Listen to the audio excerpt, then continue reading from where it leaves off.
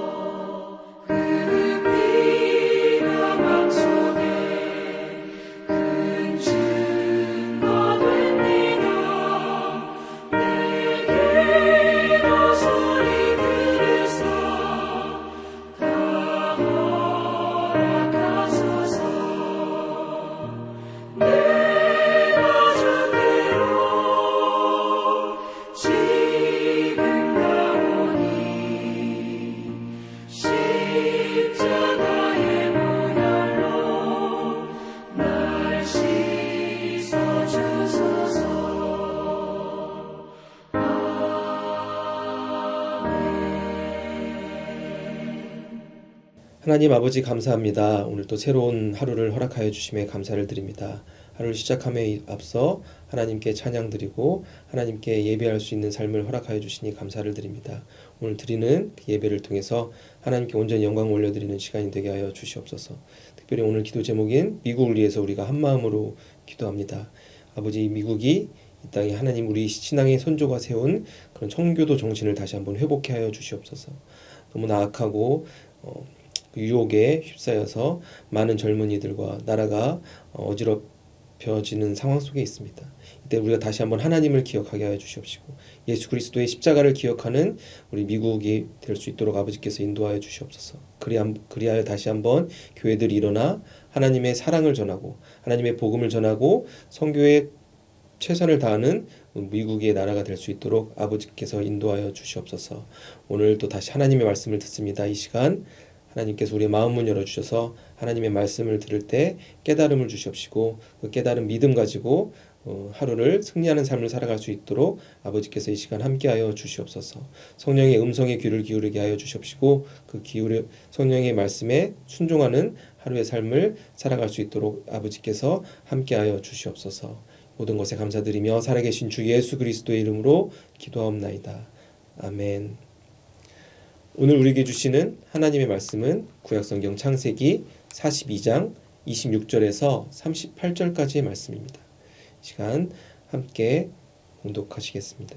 그들이 곡식을 나귀에 싣고 그곳을 떠났더니 한 사람이 여관에서 나귀에게 먹이를 주려고 자루를 풀고 본즉 그 돈이 자리 아귀에 있는지라. 그가 그 형제에게 말하되 내 돈을 도로 넣었도다. 보라 자루 속에 있도다.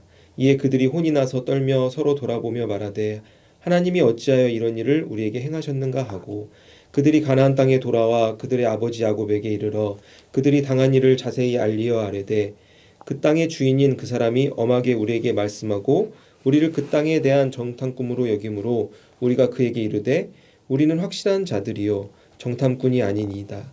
우리는 한 아버지의 아들 12 형제로서 하나는 없어지고 막내는 오늘 우리 아버지와 함께 가나안 땅에 있나이다 하였더니 그 땅의 주인인 그 사람이 우리에게 이르되 내가 이같이 하여 너희가 확실한 자들임을 알리니 너희 형제 중에 하나를 내게 두고 양식을 가지고 가서 너희 집안의 굶주림을 구하고 너희 막내 아우를 내게로 데려오라. 그러면 너희가 정탐꾼이 아니요 확실한 자들임을 내가 알고 너희 형제를 너희에게 돌리리니 너희가 이 나라에서 무역하리라 하더이다 하고 각기 자루를 쏟고 본즉 각 사람의 돈뭉치가 그 자루 속에 있는지라. 그들과 그들의 아버지가 돈뭉치를 보고 다 두려워하더니 그들의 아버지 야곱이 그들에게 이르되 너희가 나에게 내 자식들을 잃게 하도다. 요셉도 없어졌고 시므온도 없어졌거늘 베냐민을 또 빼앗아 가고자 하니 이는 다 나를 해롭게 함이로다. 르우벤이 그의 아버지에게 말하여 이르되 내가 그들을 아버지께로 데려오고 오지 아니하거든 내 두 아들을 죽이소서. 그를 내 손에 맡기소서. 내가 그를 아버지께로 데리고 돌아오리이다. 야곱이 이르되 내 아들은 너희와 함께 내려가지 못하리니 그의 형은 죽고 그만 남았음이라. 만일 너희가 가는 길에서 재난이 그에게 미치면 너희가 내 흰머리를 슬퍼하며 수올로 내려가게 함이 되리라. 아멘. 우리는 계속해서 창세기 말씀, 오늘은 특별히 창세기 42장의 마지막 부분을 함께 보았습니다. 창세기 42장의 내용을 보시면은 이제 요셉이 17살에 가족들과 헤어져서 애굽으로 노예 삶으로 이제 시작되었다가 애굽의 총리가 되어서 가족들과 다시 만나는 장면이 42장에 기록되어 있다는 것을 우리가 함께 보고 있습니다. 애굽에서 수많은 고난 속에서 그 고난을 이기고 하나님이 그와 함께 하셔서 결국 요셉이 총리가 되는 어떻게 보면 인생 역전을 이룬 그런 아름다운 광경을 보고 있는 것입니다. 요셉의 아버지 야곱은 요셉이 17살의 나이에 집에서 사라졌을 때 어떻게 생각하였을까요? 요셉이 죽었다고 생각을 하였을 것입니다. 요셉이 애굽에서 총리가 되었다는 것은 아마 상상도 못했을 것입니다. 그런데 이제 세월이 지나서 20여 년이 지나가게 되었습니다. 하지만 20여 년 지난 후에 다시 하나님께서는 요셉의 형들과 야곱 그리고 요셉을 다시 만나게 해주시는 그런 하나님의 섭리를 우리가 오늘 말씀을 통해서 볼 수가 있는 것입니다. 온 나라에 흉년이 들어서 야곱은 그의 아들들에게 말합니다. 너희가 애굽에 가서 먹을 곡물을 구입해 오라고 이렇게 부탁을 하게 됩니다. 그래야 그 요셉의 형들은 애굽에 와서 곡물을 사려고 하는데 그 곡물을 담당하는 사람이 바로 그 애굽의 총리였던 요셉이었던 것입니다. 이와 같이 20년 만에 그런 형제들이 다시 만나는 이런 삶의 장면들을 보면서 우리가 무엇을 생각할 수 있습니까? 우리의 인생은 사람의 생각대로 되지 않는다. 사람의 생각으로 우리의 미래를 예측할 수 없다는 것을 우리가 말씀을 통해서 깨달을 수 있는 것입니다. 우리의 인생이 우리의 계획대로 되지 않는 것입니다. 저희는 이민 온친 분들이 많이 있을 거라고 제가 생각합니다. 우리가 미국으로 오는 비행기 안에서 우리는 어떠한 생각을 하였습니까? 내가 미국에서 어느 지역에서 어떻게 살아서 누구와 결혼하고 자녀를 몇 명 낳아서 이러이러한 인생을 살아야겠다 이렇게 계획하고 우리 인생이 그 계획대로 이루어진 삶을 살아간 분들은 아마 아무도 없었을 것입니다. 저도 14년 전에 미국으로 오는 비행기 안에서 나의 삶이 어떻게 펼쳐질지 그런 두려운 마음도 있었지만 또 하나님을 향한 소망을 가지고 이렇게 좀 두렵고 떨리는 마음으로 가지고 왔던 것을 지금도 분명하게 기억하고 있습니다. 요셉은 17살 때 그 형들에 의해서 그 애굽에 있는 미디안 상인에게 팔려갈 때 어떤 생각을 하였을까요? 그가 이런 생각은 하지 않았을 것입니다. 내가 20년이 지난 후에 애굽에서 총리로 내가 되어야겠다. 그 총리가 되기 위해 그 삶을 준비하는 삶을 그가 살았던 것은 아니라는 것을 우리가 창세기 말씀을 통해서 알 수가 있는 것입니다. 날마다 여러 가지 어려움과 고난이 있었지만 그는 하나님을 의지하는 삶을 요셉이 살았던 것입니다. 즉 요셉은 자신의 인생을 자신이 주인이 되어서 스스로 계획하고 준비하는 삶을 살아간 것은 아니었던 것입니다. 세상의 많은 사람들은 자신의 인생을 자신의 목표를 이루기 위해서 살아가고 있습니다. 어렸을 적부터 초등학교 시절부터 장래 희망란에 자신이 원하는 직업을 놓고 자신이 원하는 도시를 놓고 여러 가지 인생의 계획을 세워놓고 날마다 그것을 추구하기 위해서 노력하며 살아가는 것입니다. 그러다 그 인생이 자신의 계획대로 이루어지지 않을 때 그들의 삶이 절망이 찾아오고 삶이 무너지고 방황이 찾아오는 것을 우리는 세상에 많은 사람들을 보면서 또한 우리 삶 속에서도 그러한 삶의 그런 모습들을 경험할 수가 있는 것입니다. 크리스찬, 하나님을 믿는 우리들은 어떠한 삶의 자세를 가지고 살아가야 되는 것입니까? 우리의 인생의 주권을 하나님께 맡기는 삶을 살아가야 되는 것입니다. 우리가 지난 주일에 담임 목사님께서 설교 말씀 시간에 말씀해 주신 성경 구절이 있습니다. 잠언 19장 6절은 어떻게 이야기하고 있습니까? 사람이 마음으로 자기의 길을 계획할지라도 그 걸음을 인도하는 자는 여호와시니라. 즉 우리들이 아무리 마음으로 우리의 길을 계획하고 이러한 삶을 살고 싶다 여러 가지 소망을 세우더라도 그 걸음을 인도하신 자는 우리가 아니라 하나님이시라라고 하나님께서는 말씀으로 우리에게 알려주고 계신 것입니다. 인간의 본능은 나의 삶의 주인이 나인 것을 어떻게 보면 인정하고 내가 내 삶을 개척해 나가기 위해서 노력하는 삶을 살아가려는 것이 인간의 본능이라고 할 수 있습니다. 오늘 본문에서 요셉을 우리가 보면서 어떤 것을 생각할 수 있습니까? 요셉의 어렸을 적 소망이 무엇이었을까요? 애굽의 총리는 아니었을 것입니다. 하지만 하나님께서 예비하신 축복의 삶을 요셉이 나중에 이렇게 걸어갔다는 모습을 우리는 성경을 통해서 볼 수 있는 것입니다. 인간적으로 봤을 때는 요셉이 수많은 고난을 당했습니다. 노예의 삶을 살고 형들에게 죽임을 당할 뻔하고 또 감옥에 갇히는 삶을 살고 여러 가지 어려움 속에서도 그가 하나님을 믿고 의지했기 때문에 하나님께서 그의 삶을 붙들어 주셨다는 것을 우리가 기억하며 살아가야 되는 것입니다. 사랑하는 성도 여러분, 우리가 날마다 하루하루 어떠한 일이 펼쳐질지 모르는 삶을 살아가고 있습니다. 지난 주에도 한국에서 안타까운 소식이 들었습니다. 헬로윈 파티로 인해서 많은 젊은 생명들이 세상을 떠났다는 소식을 보았습니다. 그들의 부모님을 생각하면 얼마나 이게 가슴이 아프고 굉장히 안타까운 소식입니까? 그들의 부모님이 그들의 자녀가 잠시 놀러 나간다고 했을 때 그들이 그렇게 세상을 허망하게 떠날 줄은 생각하지 못했을 것입니다. 우리는 날마다의 인생, 바로 1시간 뒤의 인생의 방향도 알 수 없는 그러한 인생길을 걸어가고 있는 것입니다. 사랑하는 성도 여러분, 우리가 하루하루의 삶 속에서 인생의 모든 방향을 하나님께 맡기고 하나님의 뜻에 순종하는 삶을 살아 요셉과 같이 하나님이 주시는 큰 축복을 누리며 살아가실 수 있는 모든 성도님들이 되시기를 주님의 이름으로 축원합니다. 우리가 어디로 향하는지 알 수 없는 이 인생길에서 우리가 인생의 주인이 되면 우리의 삶은 절망으로 이어질 수밖에 없다는 것을 기억하며 살아가야 되는 것입니다. 오늘 함께 읽으신 본문 42장은 요셉의 형들과 요셉이 이제 만나는 장면의 마지막 부분이 나오는데 42장 초반부를 보면 이렇게 나옵니다. 야곱이 이제 나라에 흉년이 들어서 집에 식량이 없자 그의 아들들을 애굽으로 보내는 장면이 있습니다. 그런데 그 장면을 보면 좀 야곱의 특별한 부분을 우리가 다시 한번 확인할 수 있습니다.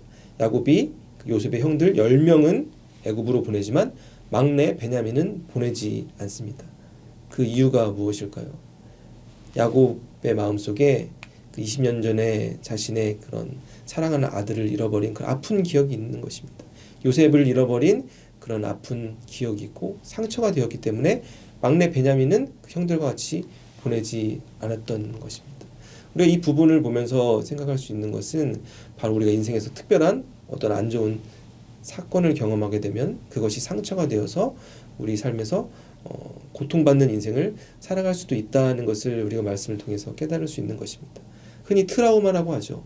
과거 어떤 특별한 안 좋은 경험이 나의 삶에 상처로 남아서 세상을 올바로 바라보지 못하고 어떻게 보면 좀 뒤틀린 시각으로 바라보게 되는 그러한 삶을 인간이 살아가게 되는 것입니다. 야곱의 마음도 그러하였을 것입니다. 막내 베냐민을 또한 잃을까봐 두려워하는 마음이기 때문에 그 형들과 같이 보내지 않는 것입니다. 이러한 인간의 나약함은 오늘 저희가 함께 읽은 42장 후반부에도 계속해서 등장합니다. 요셉과 형들이 이제 만나는데 그 요셉은 형들을 알아보았는데 형들은 요셉을 알아보지 못했습니다. 그래서 많은 분들이 이렇게 생각하실 수 있습니다. 아니 성인이 되어서 헤어졌는데 왜 서로를 못 알아볼까 그렇게 생각할 수도 있는데 몇 가지를 보면 우리가 알 수 있죠. 요셉이 일단 애굽의 언어를 사용하였습니다. 통역을 붙여서 말을 하고 또 애굽의 요셉의 복장이랑 요셉의 신분이 총리였기 때문에 감히 그 요셉의 형들이 그 총리가 요셉이라는 것을 상상도 못했을 것입니다. 그래야 그 형들은 이제 돈을 주고 식량을 구입하러 하는데 요셉이 그 형들에게 뭐라고 말하죠? 당신들 이곳에 우리나라를 정탐하러 왔지 하면서 그들을 의심하게 됩니다. 그러자 그 형들이 당황해서 이렇게 말합니다. 사실 우리가 12형제인데 지금 막내는 집에 있고 그중 한 형제는 어떻게 된지 모른다 라고 그렇게 거짓말을 하게 되죠. 자신들이 요셉을 죽이려 하고 애굽으로 팔아 넘겼는데 그 사실을 어떻게 보면 제대로 이야기하지 않고 거짓말을 하게 됩니다. 그러자 요셉이 뭐라고 말합니까? 내가 지금 그 가나안 땅에 아버지랑 같이 있는 막내를 데리고 오면 내가 너희들을 풀어주겠다고 그 형들을 감옥에 다 가두게 됩니다. 그러자 그 감옥에서 이 형들이 어떻게 생각을 하게 됩니까? 요셉을 떠올린 것입니다. 20년 전에 자신들이 죽이려고 애굽으로 팔았던 요셉을 떠올리게 된 것입니다. 요셉이 이렇게 힘들었겠구나, 고통스럽겠구나 하면서 요셉의 심정을 갑자기 그 감옥 안에서 공감하게 되고 후회를 하게 되고 또 하나님께 회개하는 그런 장면이 등장하는 것입니다. 하나님께서 우리가 이런 나쁜 짓을 했기 때문에 이런 벌을 내리시는구나 라고 이렇게 막 신세 한탄을 하고 있는데 감옥 밖에서 요셉이 그 형들이 하는 얘기를 듣고 요셉이 집에 가서 이렇게 눈물을 흘리는 장면이 또 42장에 기록되어 있습니다. 그래서 요셉이 어떻게 하죠? 그 형들의 가방에 그 곡식과 형들이 지불한 그 돈을 다시 넣어가지고 형들을 고향으로 이렇게 보내주게 됩니다. 근데 이 형들이 고향으로 돌아가다 영안에서 머물고 이제 나귀에게 먹이를 주려고 가방을 여는 순간 그 안에 무엇이 있었습니까? 돈이 있었습니다. 그런데 그 돈을 보고 그 형들이 어떻게 반응하였습니까? 28절 보면 이렇게 기록되어 있습니다. 그 형들이 덜덜 떨었다라고 기록하고 있습니다. 그리고 하나님께 이렇게 말합니다. 하나님 어찌하여 이런 일을 우리에게 주십니까? 라고 하나님을 이렇게 원망하는 장면이 있습니다. 그 돈을 가방에 돈이 들어있으면은 기뻐해야 될 일임에도 불구하고 그들의 마음속에 그 돈을 보고 두려움이 생겼던 것입니다. 바로 애굽 총리에 대한 편견이 남아있었던 것입니다. 애굽 총리가 우리를 의심하고 우리를 감옥에 가두었지 그런 마음이 있기 때문에 그 돈을 보고도 온전히 이렇게 받아들이지 못하고 감사하지 못하는 그런 나약한 인간의 본능, 그 트라우마가 가지고 있는 인간의 삶을 우리가 그 요셉의 형들의 태도를 보면서 알 수가 있는 것입니다. 우리도 일상생활 속에서 이러한 일들을 어떻게 보면 경험할 때가 많이 있습니다. 나랑 사이가 좋지 않은 누군가 갑자기 나한테 잘해주기 시작하면 어떠한 마음이 들죠? 아니 이 사람이 왜 그러지? 맛있는 걸 주게 되면 갑자기 나한테 왜 이렇게 잘해주지? 의심하게 되는 것입니다. 부부 관계도 이런 일이 있을 수 있죠. 나한테 갑자기 항상 이렇게 잘해주지 않는 남편이나 부인이 갑자기 나한테 잘해주게 되면 이런 생각이 듭니다. 아니 갑자기 나한테 왜 이렇게 안 하던 짓을 하지? 이 사람이 왜 그러지? 그런 마음에 의심이 생길 때도 있는 것입니다. 그럼 감사로 이렇게 받아들이는 분도 있겠지만 그렇게 되는 이유가 무엇입니까? 우리의 삶에서 어떠한 상처가 생기게 되면 그 마음의 상처가 회복되지 않으면 우리의 마음이 작아지는 것입니다. 온전히 그것을 받아들이지 못하고 감사하는 마음으로 인정하지 못하는 것이 인간의 본능인 것입니다. 우리가 크리스찬으로서 전도를 하면서 세상에서 전도하기 힘든 그룹을 만날 때가 있습니다. 그들 중 하나가 바로 교회에서 상처받은 분들입니다. 그들 마음속에 교회 안에서 받았던 상처들이 있기 때문에 교회라는 공간이 하나님 주시는 평안을 경험하는 공간, 하나님 주시는 사랑을 경험하는 공간이 아니라 나에게 상처를 주는 공간으로 그들이 인식하고 있는 것입니다. 하지만 우리가 다시 생각해 보면 모든 교회가 그러한 교회는 아닙니다. 모든 교회가 그런 교회는 아니지만 그 교회 전체를 그들이 왜곡되어 생각하고 잘못 바라보는 어떻게 보면 안타까운 삶을 살아가게 될 때가 있는 것입니다. 하나님께서는 에베소서 4장 22절에 우리에게 이렇게 말씀해 주셨습니다. 너희는 유혹의 욕심을 따라 썩어져가는 구습을 쫓는 옛사람을 벗어버리고 오직 침령으로 새롭게 되어 하나님의 의를 따라 의와 진리와 거룩함으로 지으심을 받은 새 사람을 입으라라고 우리에게 말씀해 주셨습니다. 이 말씀은 무엇입니까? 우리가 바로 옛사람을 버려야 된다는 것입니다. 세상의 유혹에 넘어지지 않고 구습을 따르는 삶을 살아가면 안 된다는 것입니다. 우리가 과거에 어떠한 삶의 상처가 있다 하더라도 그 상처를 다 벗어버려야 된다는 것입니다. 하지만 그 상처는 우리의 인간적인 능력으로는 벗을 수 없습니다. 하나님의 의와 진리의 거룩함이 우리 안에 임할 때 우리의 심령이 회복되고 하나님께서 우리의 마음을 새롭게 하여 하나님 주시는 소망으로 살아갈 수 있도록 우리 삶을 인도해 주시는 것입니다. 우리 삶을 돌아보면 우리가 어떠한 삶을 살았습니까? 예수님을 우리의 구원자로 인정하기 전에는 우리의 삶에서 어떠한 삶에 문제가 생기고 상처가 생겼을 때 그 삶의 상처를 가지고 평생 가슴에 안고 살아가는 것이 우리의 삶이었던 것입니다. 하지만 우리는 이제 어떠한 삶을 살아갈 수 있습니까? 예수님을 생각하고 하나님을 생각하고 하나님께서 나의 삶을 인도해 주신다. 하나님께서 나의 마음을 새롭게 해주신다. 하나님의 거룩한 능력으로 인정할 때 우리의 마음이 새롭게 되어지고 하나님의 능력으로 하나님과 동행하는 삶을 살아갈 수 있게 되는 것입니다. 사랑하는 성도 여러분, 오늘 하루의 삶 속에서 우리가 과거의 상처를 깨끗이 지워버리고 하나님의 거룩한 힘으로 옛사람을 벗어버리고 새로운 삶을 살아가는 모든 성도님들이 되시기를 주님의 이름으로 축원합니다. 오늘 본문으로 다시 돌아가면 이제 요셉의 형들이 아버지 야곱에게 그들에게 있었던 일들을 다시 한번 설명합니다. 아버지 이러이러해서 우리가 지금 막내 베냐민을 데리고 와야 됩니다. 지금 우리의 형제 시몬이 그곳에 잡혀 있습니다. 아버지 베냐민을 데리고 가야 되냐라고 이렇게 말을 하자 야곱이 어떻게 말을 하죠? 36절에 이렇게 야곱이 말을 합니다. 그들의 아버지 야곱이 그들에게 이르되 너희가 나에게 내 자식들을 잃게 하도다. 요셉도 없어졌고 시므온도 없어졌거늘 베냐민을 또 빼앗아 가고자 하니 이는 다 나를 해롭게 하미로다. 아멘. 그 야곱의 그 안타까운 그런 마음의 상처가 다시 한번 드러나는 장면입니다. 요셉을 잃었던 그런 마음의 상처가 있기 때문에 베냐민을 보내지 못하는 것입니다. 하지만 지금 하나님의 섭리 안에서 요셉이 살아있고 그들이 상상하지 못했던 그런 총리의 모습으로 서 있다는 것을 야곱은 감히 상상도 할 수 없는 것입니다. 하나님의 섭리를 깨닫지 못하고 인간적인 걱정에 앞서서 온전히 그것을 받아들이지 못하는 그런 모습을 보고 있는 것입니다. 과거의 상처에 얽매여 있는 야곱의 모습이 우리의 모습일 수도 있다는 것을 우리가 깨달아야 되는 것입니다. 우리가 미래의 일은 아무도 예측할 수 없습니다. 당장 내일에 무슨 일이 일어날지도 알 수가 없습니다.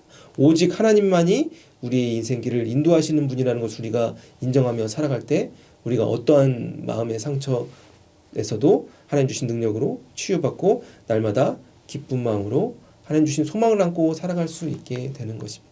사랑하는 성도 여러분, 오늘 우리에게 주신 말씀을 기억하며 오늘 하루의 삶 속에서 승리하는 모든 성도님들이 되시길 주님의 이름으로 축원합니다.